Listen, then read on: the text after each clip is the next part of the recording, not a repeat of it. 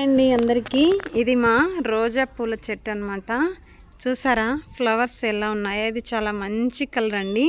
ఇంకా మేము ఫ్లవర్స్ అన్నీ కోసేసాము. ఇంకొక ఫ్లవర్ చూపిస్తాను చూడండి.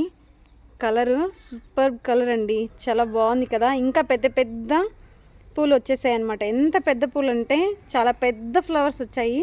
అవన్నీ కోసేసాము.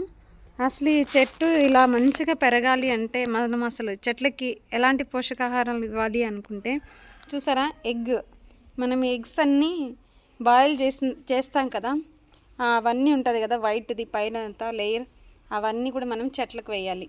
అలాగే చికెన్ కడుగుతాం కదా, చికెన్ కడిగిన వాటర్ వస్తాయి కదా, ఆ వాటర్ వేయడం వల్ల చెట్టుకి మంచి పోషకాలు లభిస్తాయండి.